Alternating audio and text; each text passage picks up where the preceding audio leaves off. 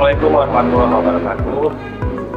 Selamat pagi Bapak Ibu guru hebat. Pada kesempatan ini saya akan melakukan demonstrasi kontekstual pada modul 3.1, yaitu pengambilan keputusan berbasis nilai-nilai kebajikan.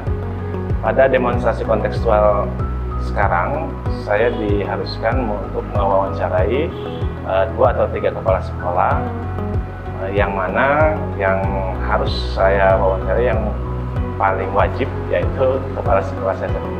Kebetulan saya sudah ditemani dengan Bapak Kepala Sekolah yang hebat. Iya. Beliau adalah Pak Haryanto, Kepala Sekolah di SMP 1. Untuk lebih jelasnya, mari kita mulai wawancara. Selamat pagi Bapak. Selamat pagi Pak Rifki. Apa kabar Pak? Alhamdulillah baik. Terima kasih Pak untuk meluangkan waktunya. Pada kesempatan ini Pak, saya ingin berbagi pengalaman dengan Bapak mungkin ketika sebagai seorang pemimpin, Bapak sering menghadapi keputusan-keputusan sulit yang mana memang kedua keputusan ini saling berbenturan, misalkan Pak, ya, antara kebaikan mungkin dengan rasa kasihan dan lain-lain. Bapak mungkin bisa ceritakan Pak, pernahkah Bapak membuat satu keputusan yang memang membuat Bapak sendiri memikirkan ulang gitu Pak, apa keputusan ini kita sudah benar atau belum? Boleh Bapak ceritakan misalkan salah satu kasusnya misalnya seperti apa? Iya. Kalau memutuskan suatu kasus, nah itu sering saya lakukan. Hanya karena ini di lembaga pendidikan, tentunya keputusan yang saya ambil itu kan tidak semata-mata dari saya selaku pimpinan sekolah. Kan banyak pembantu-pembantu saya, diantaranya ada para wakasek itu. Makanya saya dalam memutuskan suatu permasalahan, itu solusinya seperti apa, pasti saya akan minta pertimbangan-pertimbangan kepada Bapak Ibu guru, kemudian para wakasek dan para wali kelas dan Bapak Ibu guru BK gitu. Itu ya. Mungkin secara horizontal ya Pak. Iya. Kalau secara vertikal mungkin Bapak untuk misalkan ke atasan, iya, pernah Bapak meminta saran-saran beliau? Iya, pernah itu minta saran itu. Karena jangan sampai nanti terkait dengan kasus yang kita berikan solusi ataupun keputusan ini juga jangan sampai salah arah gitu. Karena memang harus bisa diterima juga kalau ini permasalahannya itu ada 2 pihak. Nah, pihak yang satu dengan pihak yang lainnya ini memang juga sama-sama bisa menerima. Itu. Baik Pak, saya setuju Pak, karena memang kita harus berpikir ulang ya Pak ya. Ketika kita mau memutuskan, kalau memang kedua-duanya ini keputusannya ini benar gitu Pak ya, mana yang kira-kira prioritas yang lebih dulu gitu Pak ya, yang harus kita selesaikan. Iya. Baik Pak, selama ini bagaimana Bapak mengidentifikasi kasus-kasus yang merupakan dilema etika Pak? Atau boleh kita bilang seperti saya ungkapkan tadi, ketika memutuskan yang benar lawan yang benar, atau juga mungkin Bapak pernah bertemu dengan kasus-kasus antara rujukan moral, yaitu yang benar dengan salah Bapak. Bagaimana Bapak cara mengidentifikasi kasus-kasus tersebut? Iya, kalau pada saat ada masalah, ada masalah itu saya tidak serta-merta langsung memberikan keputusan bahwa biasanya kalau ada kasus itu ada kasus yang satu, kemudian ada kasus juga yang lain. Ini kita lihat permasalahannya itu apa, kemudian latar belakangnya apa, ya. Itu mungkin sepintas itu kasus atau masalah itu salah, tetapi kita kan belum tahu, ya, harus kita dalami dulu permasalahannya apa. Kalau di sini yang menjadi kasus itu adalah siswa ataupun guru, ya harus kita lihat permasalahan itu latar belakangnya itu seperti apa. Nah gitu. Jangan terburu-buru mengambil keputusan Pak ya. Iya betul, gitu Pak Rifki. Baik Pak, ini masih berhubungan dengan yang tadi Pak ya, selama ini bagaimana Bapak menjalankan pengambilan keputusan di sekolah, terutama sekolah kita ya Pak ya? Iya. Terutama untuk kasus-kasus di mana ada 2 kepentingan yang sama-sama benar atau sama-sama mengandung nilai kebajikan. Bagaimana Bapak menjalankan keputusan tersebut? Iya. Jadi gini, kita sebelum mengambil keputusan ya, itu kita lihat dulu semua sama-sama mempunyai hak ya. Misalkan ada dua orang yang punya masalah, ini sama-sama mempunyai hak gitu. Itu dulu ya. Nah, kemudian selain itu kita dalam mengambil keputusan kita musyawarahkan gitu. Tetapi saya selaku pimpinan ataupun kepala sekolah ini juga mungkin saya juga memberikan saran juga kepada para wakasek atau mungkin kepada Bapak Ibu guru yang saya ajak untuk bisa memberikan pertimbangan dalam memutuskan atau mencari solusi dalam permasalahan itu. Ini juga jangan memaksakan kehendak gitu. Jangan memaksakan kehendak. Nah, kemudian udah kita musyawarahkan, kemudian di situ ada titik temunya dalam musyawarah itu. Nah, solusi yang terbaik ini juga tentu saja ini apa yang kita putuskan atau mungkin solusi yang kita sampaikan dalam suatu permasalahan itu tetap kita harus melihat kepada peraturan sekolah yang berlaku itu. Betul, Pak. Jadi kita berbasis ke peraturan ya, Pak. Iya. Gitu. Baik, Pak, terima kasih. Selanjutnya mungkin hampir sama ya, Pak ya jawabannya, tapi mungkin Bapak bisa tambahkan langkah-langkah atau prosedur seperti apa yang biasa Bapak lakukan selama ini dalam mengambil keputusan. Jadi prosedurnya seperti apa, Pak? Oh iya. Jadi gini, ini yang sederhana saja, itu yang biasa dilakukan di sekolah ya. Itu kalau ada permasalahan pada siswa ya, ini biasanya saya sampaikan kepada Bapak Ibu guru, para wakil kepala sekolah itu tolong, ini kalau yang ada kaitannya dengan guru mata pelajaran permasalahan itu ya, tolong guru mata pelajaran tersebut itu bisa mengkonfirmasi, kemudian bisa mencari mencari solusi dari permasalahan itu wali kelas. Kemudian kalau memang itu ternyata tidak bisa, itu dibantu oleh guru BK ya untuk mencarikan solusi atau itu dari masalah itu. Nah, kemudian ternyata itu belum bisa selesai, nah kepada wakasek, dalam hal ini wakasek kesiswaan itu, atau dibantu dengan Bapak Ibu guru yang lain, tetapi itu. Nah, ternyata ini juga belum bisa, nah baru ke kepala sekolah. Nanti kepala sekolah pasti itu akan mengumpulkan para Bapak Ibu guru, wakasek, guru BK, wali kelas. Nah, ini seperti apa itu kasusnya permasalahan ini itu. Luar biasa, Pak. Mantap ya, Pak. Oke, Pak, selanjutnya ini masih berhubungan ya, Pak ya, hal-hal apa yang merupakan tantangan buat Bapak dalam pengambilan keputusan pada kasus-kasus di lembaga etika, Pak? Tantangannya seperti apa, Pak? Ya, nah untuk tantangannya ini tentunya juga kita harus bisa memberikan pemahaman ya. Dalam hal ini kalau di lembaga pendidikan itu di sekolah ini kan banyak ya, mungkin dari pihak orang tua, kemudian pihak siswa, kemudian Bapak Ibu guru. Nah, di situ ini biasanya itu kalau ada permasalahan ini ada yang kita sudah menyampaikan ya, permasalahan itu kemudian sudah kita berikan solusi, tetapi orang tua belum bisa memahami. Ini yang harus kita lebih bisa menyampaikan kepada orang tua, mindsetnya baik orang tua, kemudian Bapak Ibu guru dan pada siswa itu memang harus melalui tahapan-tahapan seperti itu supaya mindsetnya itu orang tua juga bisa menerima. Selama ini juga ada sih orang tua yang padahal jelas-jelas anak itu salah, tetapi orang tua kekeh, ya bahasa Sundanya kekeh untuk membela. Nah seperti itu mindsetnya kan berarti itu. Jadi pendekatannya mungkin kita harus lebih intensif lagi. Iya, betul.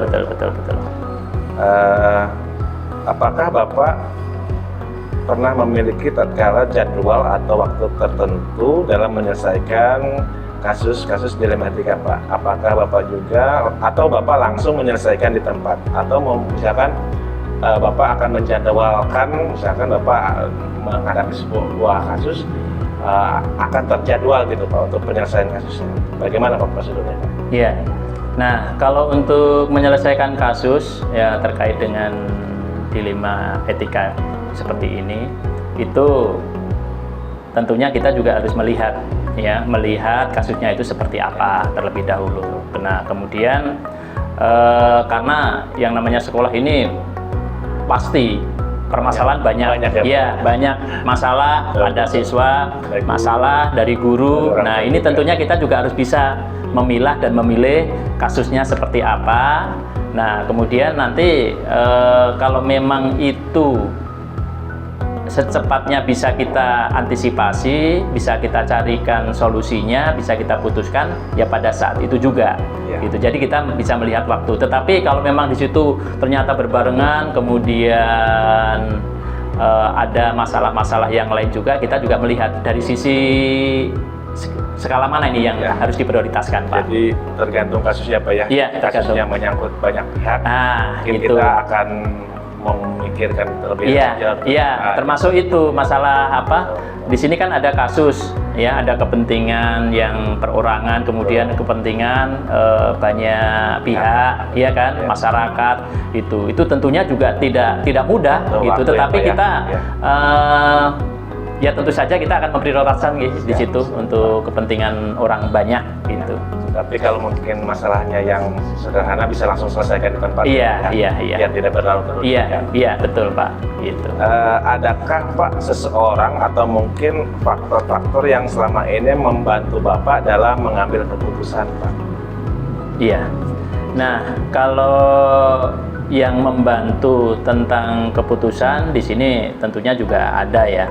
Itu kita dalam membantu keputusan ini tentunya tidak lepas kita harus bisa menjunjung nilai-nilai pribadi itu, terutama di sini ya harus berbasis kepada peraturan, kemudian berbasis kepada rasa kepedulian kita gitu ya.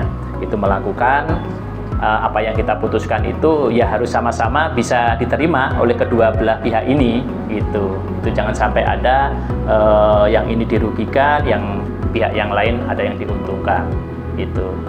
Oke Pak, terima kasih Pak. Ini mungkin yang terakhir Pak. Tapi sebenarnya saya senang sih Pak, ini bukan wawancara, banyak kita ngobrol santai, tapi banyak manfaatnya Pak. Ini banyak betul. Masukan itu buat siap Pak Riki. Dan ini terakhir Pak, mungkin sebagai penutup dari semua hal yang telah Bapak sampaikan tadi, pembelajaran apa yang bisa Bapak petik dari pengalaman Bapak dalam mengambil keputusan? Iya. Sebetulnya kalau di sekolah ini banyak Pak, ya pengalaman itu, ini semuanya itu bisa dijadikan pembelajaran ya, terutama kalau pada kasus-kasus ini. Nah, kasus yang pada anak ini tentunya juga bisa kita ambil. Ini suatu pengalaman kasus yang kita rasakan yang ada di sekolah ini menjadi pemimpin di dalam pembelajaran. Dan ini kalau kasus itu pada anak, ya pada guru, tetap aja kita harus berpihak kepada murid, pada anak itu sendiri. Gitu. Kasus yang ada pada guru, ujung-ujungnya juga kepada siswa, karena lembaga pendidikan itu kan kita pelayanan terhadap masyarakat, pelayanan terhadap siswa. Gitu. Muaranya harus berpihak kepada siswa. Karena memang itulah tujuan dari betul gitu Pak. Gitu. Aduh Bapak, terima kasih banyak atas waktunya hari ini. Iya, sama-sama Pak Rifki. Iya. Maaf ya Pak ya, jika banyak kekurangan saya selama mungkin mengajar di sini, saya akan banyak sharing dengan Bapak, terutama dalam pengambilan keputusan yang berhubungan dengan kepentingan siswa ini.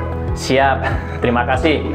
Di lain waktu mudah-mudahan bisa kita sharing terkait dengan terutama kaitannya dengan guru penggerak ya Pak Rifki. Insya Allah saya selalu siap mendukung, tetap selalu semangat. Terima kasih Pak. Sama-sama Pak Rifki. Baik Bapak Ibu, demikian wawancara yang luar biasa kita hari ini, semoga bisa bermanfaat. Saya akhiri, wabillahi taufiq wal hidayah. Wassalamualaikum warahmatullahi wabarakatuh.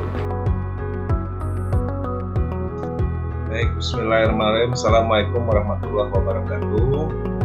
Waalaikumsalam warahmatullahi wabarakatuh. Terima kasih Pak Cep atas kesempatannya pada hari ini bisa kita ketemu ketemu lewat virtual. Sebenarnya saya pengen langsung Pak wawancara dengan Bapak, tapi karena jarak layarnya Pak ya Jauh Pak ya. jauh, Jauh. kita memanfaatkan teknologi yang ada Pak. Kebetulan hari ini saya mungkin Bapak juga sama ya tugas saya Pak ya. Iya sama. Tapi saya menganggap Bapak itu sebagai salah satu senior saya juga Pak. Mungkin mudah-mudahan saya juga bisa berkarir seperti Pak Cak kelak. Amin. Pasti Pak, insya Allah Pak. Jadi seorang pemimpin yang hebat. Baik Pak, kita langsung ke topik bahasan kita hari ini tentang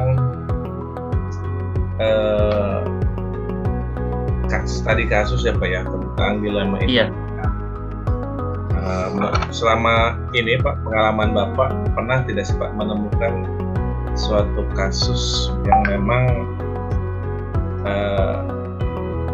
bisa dibilang sebagai dilema etika ya Pak ya, bukan sebagai bujukan orang Pak. Boleh Bapak ceritakan kalau Baik, terima kasih Pak Rifki. Konsep dilema etika dan bujukan moral, jujur saja ini baru dikenal pada mungkin dalam kesempatan ini dari Pak Rifki ya, gitu. Atau mungkin bagi kalangan CGP lah gitu. Jadi sebelum-sebelumnya di dalam menangani setiap masalah yang muncul, sama sekali sih belum dikenal yang namanya dilema etika atau bujukan moral. Tetapi pada dasarnya memang apa yang dipaparkan di dalam masalah-masalah yang muncul di sekolah, memang setelah kita mempelajari apa itu dilema etika, apa itu bujukan moral, nampaknya itulah masalah sehari-hari. Jadi masalah sehari-hari yang dihadapi dan harus dipecahkan oleh seorang pimpinan sekolah, oleh kepala sekolah itu memang hanya dua. Kalau tidak termasuk dilema etika ya itu termasuk ke bujukan moral. Dan menentukannya mudah saja mungkin Pak, kalau bagi saya mah. Jadi ketika ada dua opsi keputusan yang harus diambil untuk menyelesaikan sebuah persoalan, sebuah masalah, ya pijakannya adalah aturan Pak.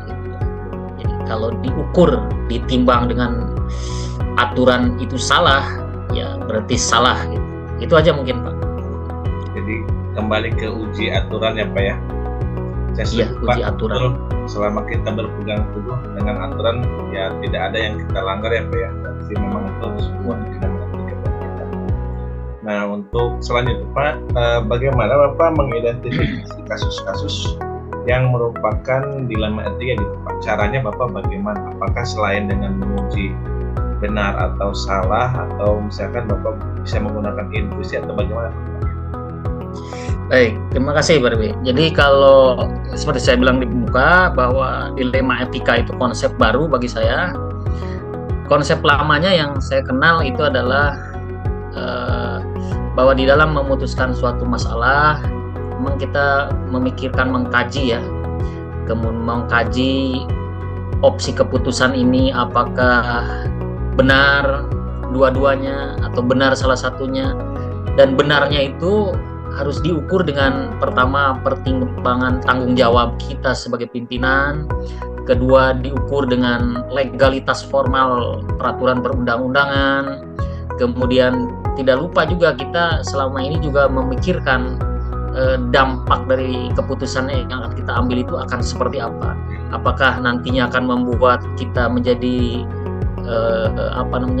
jadi beban bagi kita, ataukah ya intinya kalau kiranya keputusan yang kita ambil menjadi konsumsi publik dan publik memberikan pressure ke kita, itu artinya kan ada dampak negatif dari keputusan yang kita ambil. Itu Pak. Masuk mungkin jangka pendek dan jangka panjang ya Pak ya. Ya, kita pikirkan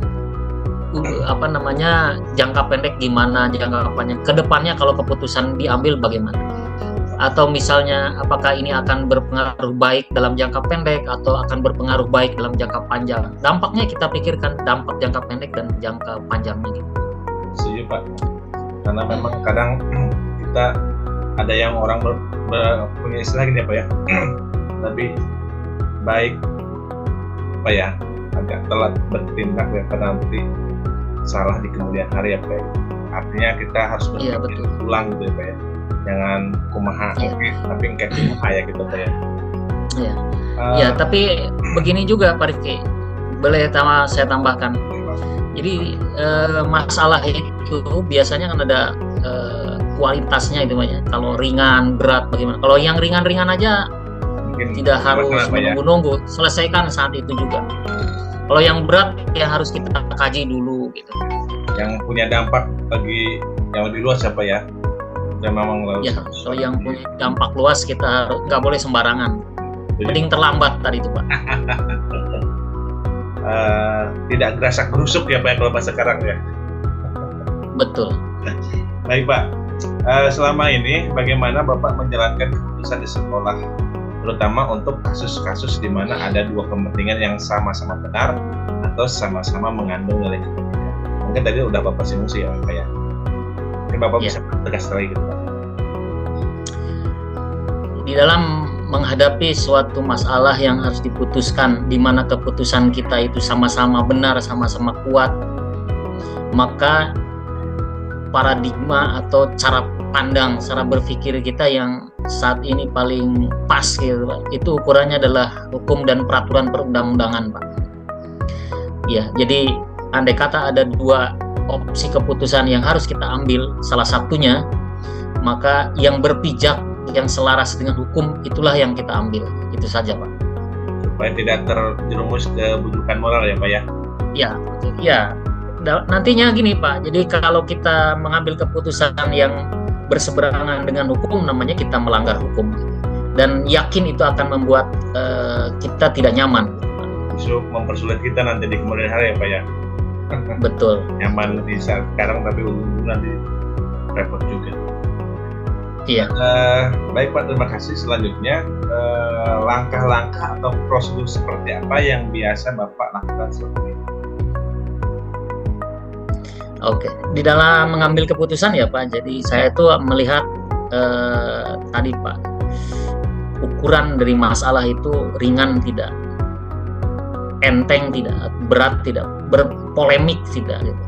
Kemudian bersentuhan dengan ranah publik enggak, kemudian bersentuhan dengan hukum enggak, gitu. Jadi banyak yang kita kaji dulu. Kalau yang ringan-ringan misalnya kita kelompokkan ini masalah ringan, segera kita selesaikan.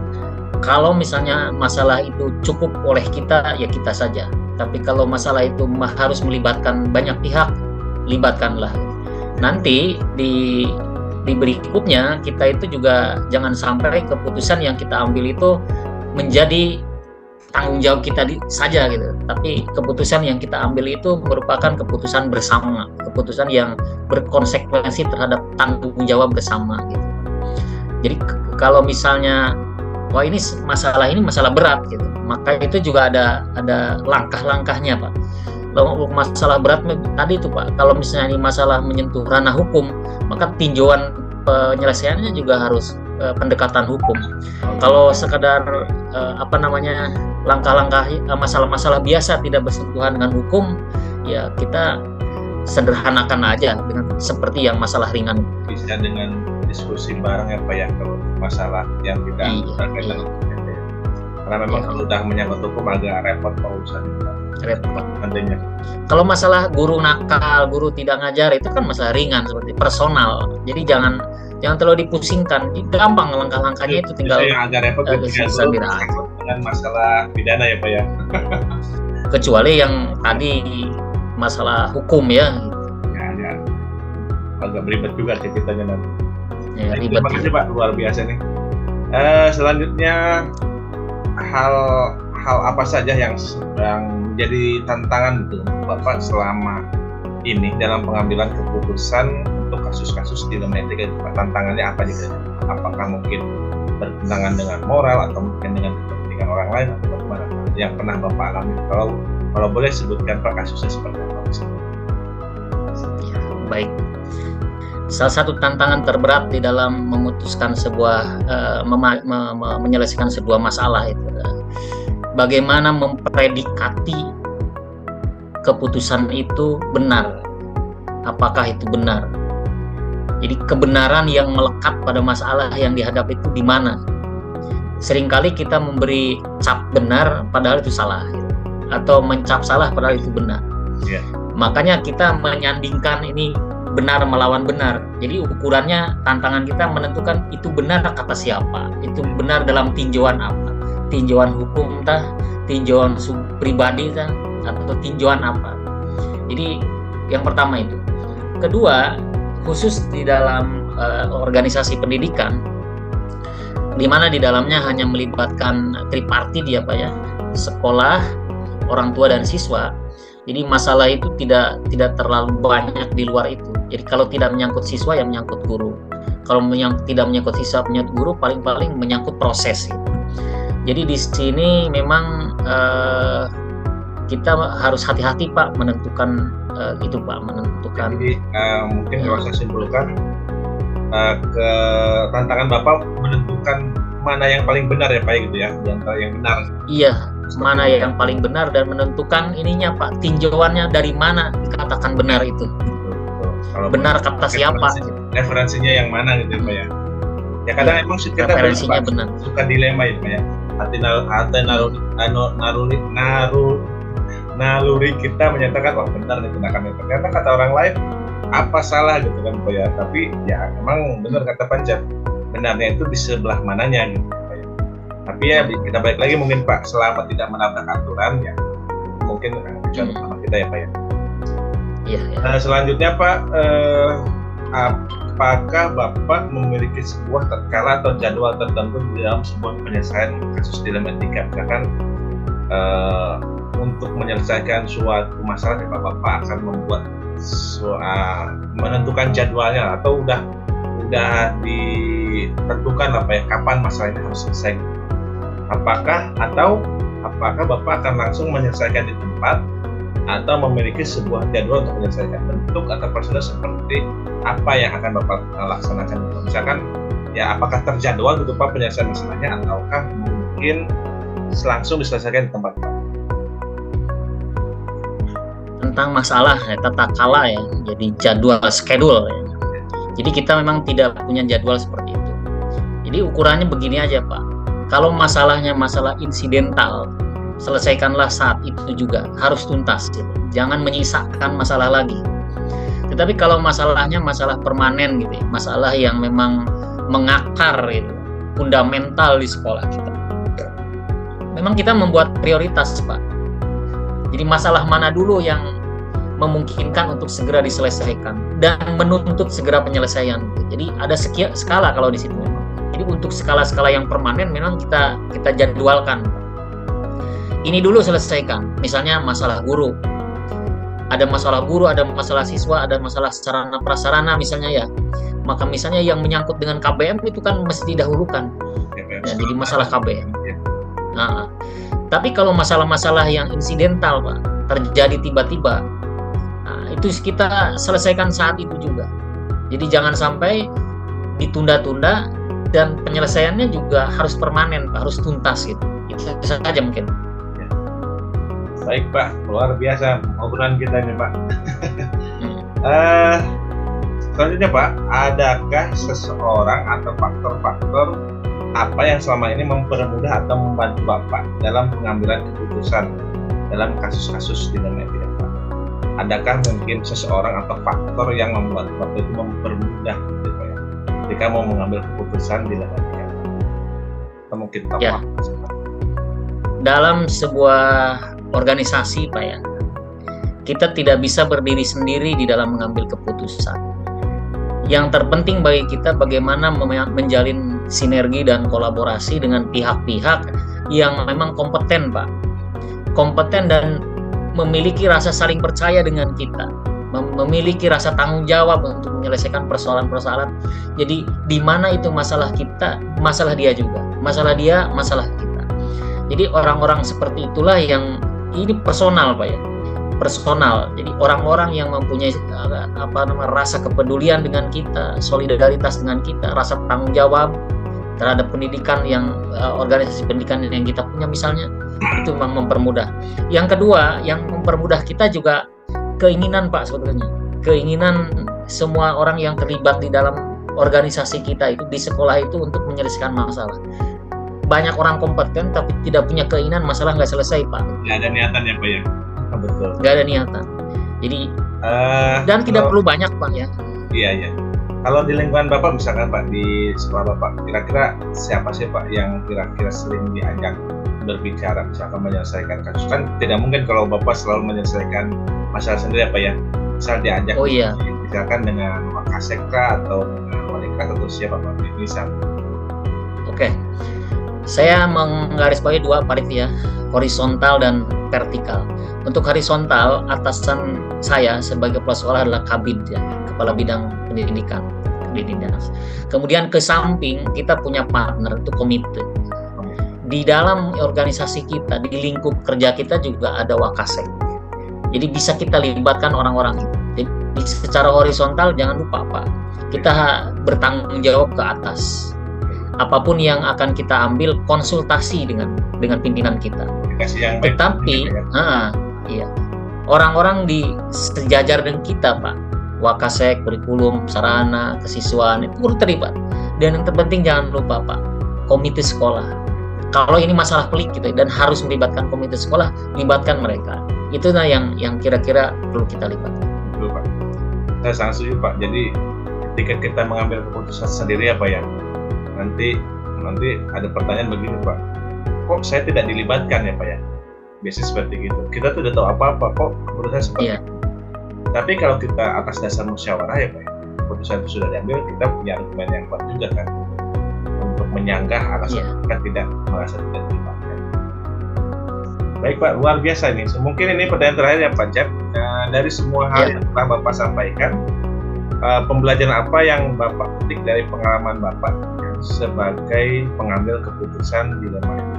Pembelajaran atau pengalaman yang bisa Bapak ambil? Baik, pengalaman yang dapat kita ambil dari beberapa keputusan yang sudah kita ambil menghadapi beberapa persoalan. Pertama Pak, bahwa di dalam mengambil suatu keputusan seorang pimpinan itu tidak boleh berdasarkan subjektivitas. Ya, jadi itu Pak intinya, jangan subjektivitas, harus objektif gitu. Itu satu. Yang kedua, tanamkan dalam diri kita bahwa sebagai pemimpin masalah itu adalah lapangan kerja. Jadi lapangan kerja seorang pemimpin adalah menyelesaikan persoalan-persoalan yang memang dia harus selesaikan. Betul Pak, betul. Iya betul. Terpenting Pak, jangan sekali-kali lari dari masalah. Selesaikan menurut kemampuan kita melalui tahapan-tahapan ya, yang kita yakini tahapan itu sudah dapat teruji kebenarannya gitu. Kalau dengan tahapan itu misalnya menurut pengalaman selesai, lakukan itu. Terakhir Pak, yang terpenting tuntas Pak. Jadi masalah itu harus tuntas. Jangan menyisakan masalah beranak masalah lagi. Menyelesaikan masalah jadi masalah gitu Pak ya. Hindari. Iya, jangan menyelesaikan masalah dengan masalah gitu ya. Baik Pak Jeb, luar biasa hari ini walaupun singkat, padat dan jelas, tapi saya banyak ilmu dari Bapak. Mudah-mudahan Pak obrolan kita hari ini bisa bermanfaat untuk saya pribadi Pak ya, dan juga mungkin untuk semua yang mendengarkan karena nanti akan saya coba post nih Pak. Terima kasih Pak Jeb ya atas waktunya hari ini. Mohon maaf Pak, jika saya mengganggu istirahatnya Pak. Mungkin enggak. Sebelum ditutup, saya pengen ada closing statement Pak dari untuk dialog kita hari ini Pak. Terima kasih Pak Rifki. Statement saya yang terakhir ya luar biasa sekali Pak Rifki. Mudah-mudahan ya ini bukan hanya wacana, bukan hanya sekedar konsep, tapi juga menjadi bekal untuk Pak Rifki ketika akan menghadap persoalan ya seperti itu. Gitu. Siap Pak. Terima kasih banyak Pak Jeb. Baik, mungkin sekian untuk hari ini Pak Jeb ya. Sekali lagi saya ucapkan terima kasih atas masukan dan wawancara apalah kita obrolan santai yang ngobrol aja Pak ya Pak ya. Santai dan bermanfaat. Iya. Cuma kita bisa ketemu lagi nanti di Muka Karya 4 ya Pak ya. Dan salam untuk keluarga Pak Jeb ya. Demikian. Oke Pak, terima kasih Pak. Ya Pak Jeb, terima kasih banyak Pak. Waalaikumsalam warahmatullahi wabarakatuh. Ya. Saya